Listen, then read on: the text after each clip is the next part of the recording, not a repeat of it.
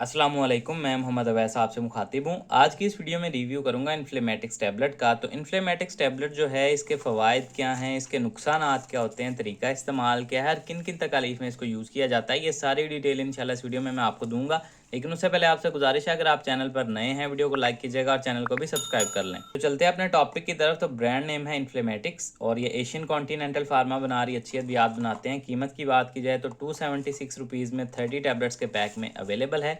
अब बात कर लेते हैं इसमें मौजूद दवा की। तो इसमें जो दवा शामिल है वो है फ्लर्बिप्रोफेन 100 mg। फ्लर्बिप्रोफेन अब क्या है, तो ये बेसिकली NSAID ग्रुप से रिलेटेड दवा है, यानी कि non steroidal anti inflammatory drugs, ऐसी अद्वियात जो दर्द और सोजिश को कम करने की सलाहियत रखती हैं लेकिन स्टीरॉयड नहीं होती। इसके अलावा फ्लर्बिप्रोफेन जो है ये एंटीपायरेटिक प्रॉपर्टी भी रखती है, यानी कि बुखार को कम करने की भी सलाहियत रखती है। जिन कंडीशंस में इसका सबसे ज़्यादा इस्तेमाल होता है उसमें पहले नंबर पर आ जाती है डेंटल पेन, यानी कि दांत या दाढ़ का दर्द अगर आपको हो, किसी वजह से कोई इन्फेक्शन या सोजिश हो जाती है, तो उस दर्द और सोजिश को कंट्रोल करने के लिए दूसरी अद्वियात के साथ इसका इस्तेमाल करवाया जाता है।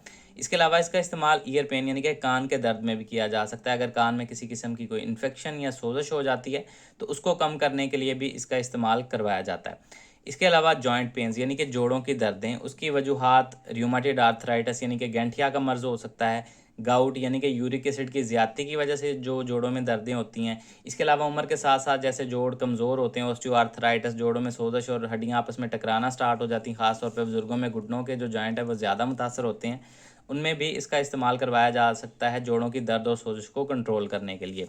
इसके अलावा भी अगर आपके जिस्म पे कहीं पे कोई ट्रॉमा, कोई इंजरी, चोट वगैरह लग जाती है, कोई ज़र्ब लग जाती है जिसकी वजह से मुतासर जगह पे दर्द और सोजिश हो जाती है, तो उसको कंट्रोल या कम करने के लिए भी इसका इस्तेमाल करवाया जा सकता है। इसके अलावा भी अगर आपके जोड़ों में, पट्ठों में या हड्डी की कोई तकलीफ हो तो उस दर्द को कम करने के लिए भी इसका इस्तेमाल किया जा सकता है। इसके अलावा डिस्मेनोरिया में भी अक्सर इसका इस्तेमाल होता है, ख़वातीन में ख़ास आयाम के दर पीरियड्स के पेन में भी इसका यूज़ किया जा सकता है। इसके अलावा जैसे कि मैंने आपको बताया कि एंटीपायरेटिक प्रॉपर्टी भी रखता है, तो बुखार को कम करने में भी इसका यूज़ किया जा सकता है। इसके अलावा बाज़ औक़ात पोस्ट ऑपरेटिव पेन, यानी कि अगर कोई सर्जरी या ऑपरेशन वगैरह हो उसके बाद होने वाली दर्द और सोजिश को कंट्रोल करने के लिए भी डॉक्टर्स इसका इस्तेमाल करवा सकते हैं। तो ये सारी कंडीशंस हैं जिसमें इसका इस्तेमाल किया जा सकता है। अब बात कर लेते हैं इसके नुकसानात की। तो नुकसानात में स्टमक अपसेट हो सकता है, उल्टी मतले की कैफियत हो सकती है, मैदे में सोजिश या ज़ख़म की शिकायत हो सकती है, छोटी आंत में ज़ख़म या सोजिश की शिकायत हो सकती है, अल्सर हो सकता है।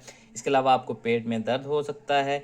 इसके अलावा आपकी भूख में कमी वाक़या हो सकती है, आपको लूज़ मोशन, डायरिया हो सकता है। इसके अलावा अगर आप इससे एलर्जिक हों तो जिस्म पे कोई एलर्जिक रिएक्शन देखने में मिल सकता है। तो इस तरह के नुकसानात अक्सर पेन किलर अद्वियात के साथ देखने में मिल सकते हैं। तो शदीद मैदे के मरीज़ या जिनको ऑलरेडी मैदे में अल्सर या सोजिश की शिकायत है, वो बगैर डॉक्टर के मशवरे के कभी भी इनका इस्तेमाल खुद से ना करें। अब बात कर लेते हैं इसके तरीका इस्तेमाल या डोजेज के बारे में। तो वो टोटली डिपेंड करता है आपकी कंडीशन पे, एज पे और बॉडी वेट या किस मसले के लिए आपको इस्तेमाल करवाई जा रही है। उस हिसाब से फिर डॉक्टर्स आपको तजवीज़ करते हैं कि इतनी दवा इतना अरसा आपने खानी है इस डोज़ में। लेकिन अमूमी खुराक की अगर बात की जाए तो अमूमन सुबह शाम एक टैबलेट का इस्तेमाल खाने के बाद 1 गिलास पानी के साथ आप कर सकते हैं।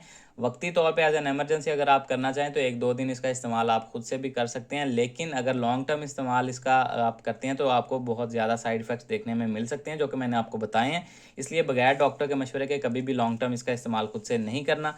तो ये सारी डिटेल थी जी इन्फ्लेमेटिक्स टैबलेट से रिलेटेड। उम्मीद है आप लोगों को पसंद आई होगी। इससे रिलेटेड कोई सवाल है कमेंट सेक्शन में आप मुझसे पूछ सकते हैं। अपना ख्याल रखिएगा। अल्लाह हाफिज़।